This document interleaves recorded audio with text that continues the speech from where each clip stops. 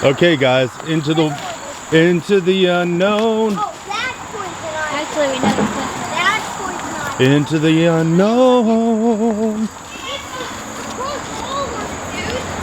Ah, ah, ah. He made a pail of ice cream. Oh, Dad went the other way? I know. Hey everybody, it's Aaron from the Kilby Life, bringing in another Kilby Life video. We're out on a Kilby Life adventure. I just brought 8 kids to the river, and so maybe I should watch them. 8. I'm really good at counting the 8. Grace has the girls out in the rapids, which is not too crazy. It's not very deep here. Hey Grace, she's got that life vest on, right? She has a life vest on, right? Yeah, that means if you let go of her, I can run pretty fast. Yeah, every year we come down to this river and it's a little bit different. And this year the river's way down, way down. What's up? What's up, Goggle Man? I have but You having fun? Yeah. That was really fun. I found a stick. Nice. Did you name it? No. Is it brown and sticky? Ooh. I found it. Yeah, they got some big clams. I'm gonna wash it. Guys, come on! Mom has been saying, do you know what? I could use just a few hours alone at the house to get some stuff done, which I understand. And I've heard her say it a couple times, so I was like, do you know what? I'm gonna do something about it. Make sure and listen. Fellas, listen. Yeah, she wasn't complaining or anything. She just, there's all these projects that need to be getting done. So it was just nice for her to get some time. I told her, use this time to get some stuff done around the house or do nothing. Just sit and chill and either think or don't think. Just use the time however you think is best. Hey friends, so while Aaron is out with all of the kids, I am home trying to just get caught up on some of the stuff in the kitchen. I feel like we have had a really great garden harvest so far, and so I've been trying to get our tomatoes in the freezer so that I can kind of deal with everything at once. But we've gotten to the point where I've run out of freezer space, so today is the day. I got started on a huge batch of tomato sauce. Let's see if I can do this without too much of the sunshine. So we've got a huge pot of tomatoes that are boiling down. I read somewhere that the skins could be, that was my face. I had also read or heard somewhere that the skins could be put into a dehydrator and then ground up into a powder to either be used as a seasoning or to be rehydrated as a tomato paste. So I have those going in the dehydrator behind me. And then I was also able to get a bunch of bulk bin onions. So I am working on getting all of those diced. I've got 2 bags over here already finished. So I'm working on getting those things diced up just so that I have them in our freezer. Like, they're easy to throw into chili or anything that needs diced onions. It's just nice to have one step done, and when I can get them for a ridiculously good price, it makes it kind of a no-brainer to go ahead and get them chopped up. So while they are gone, I am in the kitchen getting lots of things done. So this is my 3rd bag. Each one has about 4 onions in it. I have 1 more to go. But my hope is if I put it in the freezer flat, it'll be thin enough that I can just kind of break off the frozen chunk in the amount that I need. So hopefully that'll work well. One of the things that I was thinking about now that my house is quiet and I just have a few minutes, Aaron has been sharing a lot about his carnivore journey, which has been hugely inspiring to me and to a lot of you. But I was wondering if there was any other content that you wanted to see, maybe even more from me, either about big family or homeschool or any of those kinds of topics. Anything that you have questions about or would just like a behind the scenes peek at, anything like that. So if you have any of those kinds of questions or want to see any of that kind of content, let me know in the comments. Fishing poles, just in case. As we were walking up here, there was a guy that caught a giant catfish. I was like, oh man, he found my secret spot. Oh, if it sounds like my kids are dying, they're not. You having some fun in the water? Why are you shivering? You cold? You cold? Are you having fun? You having fun? Yes. That's cool. I'm trying to swim. All right, let's see what you got, bro. That's called walking. That's walking. I'm walking.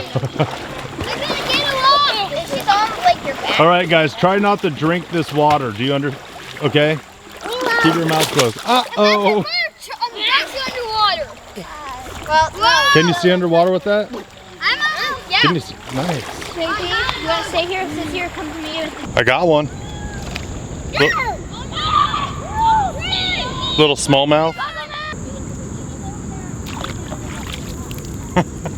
I've caught them way bigger than that in here, but hey, it's something. See you later, buddy. So I woke up this morning and I have the Time Hop app on my phone, and it popped up that 3 years ago I hit my goal of 240 pounds. I went on this diet where it was essentially a starvation diet. I just made it up. Really. So my diet was that I could eat only fruits and nuts, and then for dinner whatever I wanted. And it took me from New Year's to August, whatever today is, 20th. It took me almost 9 months to lose 20 some pounds. So I did lose some weight, but I remember just feeling so depleted. I was so wore out. It was tough. You know, the heat of the summer has wore me out this year too, but it was a whole different thing. And I got down to 238 pounds, and I'm pretty sure about 5 pounds of that was water weight because I weighed myself after a day of just sweat. But on the carnivore diet, I lost 35 pounds in like 3 months. A little over. Yeah, if I had more weight to lose, I guarantee it would have just fell off. So now I'm losing a little bit, but I'm exercising a lot. I'm exercising, I'm running, I've been riding my bike a little bit. I got my little weight gym in the garage where I got that little 35-pound weight, and then I got a curl bar that I'm gonna start using. Working on my abs a little bit, try to get some core strength, and man, like that last diet, there's no way I would have worked out like this. I was too depleted. Now knowing all that I know, eating all those bananas did not help my diabetes at all. It probably is what got me there. Probably what got me there. And then I'd eat whatever I wanted for dinner, which was probably just all carbs and starches. What's up, buddy? Another thing that popped up on that time hop was 3 years ago today. I ended up having to kick out some tenants from a rental house I had. Like 10 years ago, me and my wife had the opportunity to move across town right after we found out we were having twins, and get involved with a ministry that would take in women that needed a place to live and needed mentoring and help. We decided to pack everything up, move across town, and invite people into our home. And it really grew me up, I'll tell you that much. I grew up so much. Changed my life. And you know, we've had ups and downs in that. We've had some amazing success stories. We've had some less than optimal stories. But the reality is while you're still breathing, there's still room for redemption, and there's still room for change. And so I'm always hoping for the best for all these women that we've come through and worked with. And actually, we're still doing it. We're still working with them. Some of the logistics have changed, but we're still doing it. We're still working hard on that. And so I don't consider anything a failure. I just feel like sometimes the roads are just bumpier. And actually, one of the girls that used to live with us that had a rough time is doing this carnivore diet with her and her husband. They said they were on day 18 yesterday, and that she is, like, her husband's dropped a bunch of weight, more than her, but she's lost some inches. Way to go, the men just dropped the weight. But saying she has so much energy, she can't believe it, and it's been an answer to prayer. I'm like, Yeah. Another thing that showed up on that time hop too, talking about that rental property. Man, that was one of the toughest things I ever did. Rent my house out to people. It was a lot of drama and a lot of work. And I had all these pictures of the house. The people stopped paying rent, owed me a bunch of money. It is what it is at this point. I ended up working on that house for like 4 or 5 months and then selling it. But I was looking at those pictures and I just kind of had this feeling of like, man, that was a rough time. That was a hard time in my life. There's a lot of unknowns. I don't know, I felt like I needed a lot of help. I didn't know where to run to for help. I was trying to do all this stuff myself. Just seeing those pictures kind of stirred all that up for me. At this point, I'm glad not to have that house. I'm glad not to be a landlord. I'm the type of person, it's like, I try not to be on people constantly, like harping on them and up in their business. But I'll tell you, a lot of people say a lot of stuff that they're gonna do and never do it. I mean, I say a lot of stuff that I'm gonna do and I don't do it. It's so easy to say, I'm gonna do this, and the other thing, but the follow through is a whole different thing. So what do? You press on, learn from your mistakes, get up, try again. That's the best I could come up with. I always say don't get bitter, don't get angry and just stay there. I mean, it's okay to get angry, but if you stay there for too long, it can derail an entire life. I was pretty upset with the last guy that lived there. You know, they kind of left me holding a large bill and with a lot of work. 6 months or so went by and I saw him walking down the street and I just stopped and went to the side of the road and I was like, hey man, you know, I just want to let you know, I forgive you. And was it for his benefit? Maybe. I just wanted to let him know that I forgave him because I did. But I also was thinking about him like, hey, I don't want him to go the rest of his life when he thinks about me, thinking about that's the guy that I owed money to and he probably hates me. And I think that came from because I've been that guy. I got a guy that I owe a bunch of rent money to.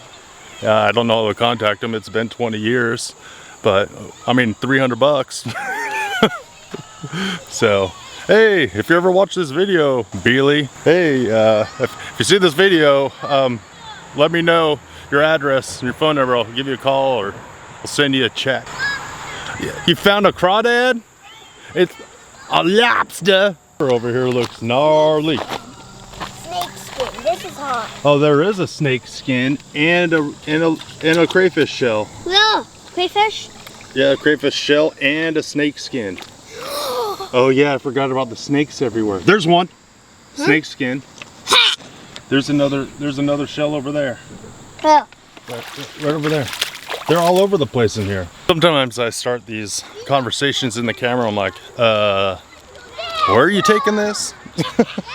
I've been thinking a lot about my health lately, obviously, physical health. But I've also been trying to pay attention to my mental health. Try not to carry unforgiveness. Try not to hold on to anger and bitterness. Those things weigh you down also, not just your weight or physical limitations. You know, some of the stuff you can change, some of it you can't change. That's why I always talk about being thankful and learning gratitude, which is essentially the way you're able to stay content in life. Godliness with contentment is great gain. Better than money, better than anything really. Helps you from robbing people, helps you from robbing yourself, using other people, treating yourself poorly. All right. These are the things that I think about when I go to the river. Maybe I should watch my kids. All right, I'm gonna go play. Jumping from cliffs so high, trusting our wings to fly. Sometimes we're crashing down, but we get up and start from the ground. And I really wanna know, if I'll ever figure out where the road goes. Even if I'm falling down,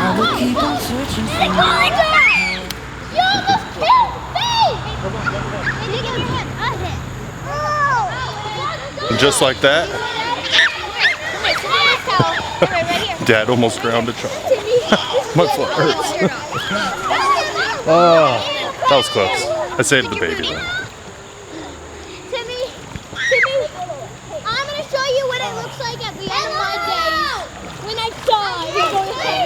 It's a suckerfish. What is that? Is that a carp or a suckerfish? It's a carp. That is I've never seen a carp with a mouth like that. I think that's a carp. Let me call him Kisser. I think it's Kisser. Look at him. Isaac, I found you a girlfriend. Tim, you want to give your girlfriend a kiss? You want a kiss? Smoochy, smoochy. I'll shoot you. Want a kiss from the fish? If you do that, I'm gone. Give me a kissy. Give me a kissy, Mary. Kissy. All right, let's let it go. Dad, look at my gun. Oh, his mouth. Bye, Kissy. Kissy, I'm gonna come with you. Let's get some stuff into It's all right. He'll come back too. Is he dead? No, he's just tired. He's like, He's tired. He's tired from all that kissing. It's like I just touched him. Bye, Kissy. off into the sunset. Abby, that fish got tired from all the kissing. Just like me and your mom.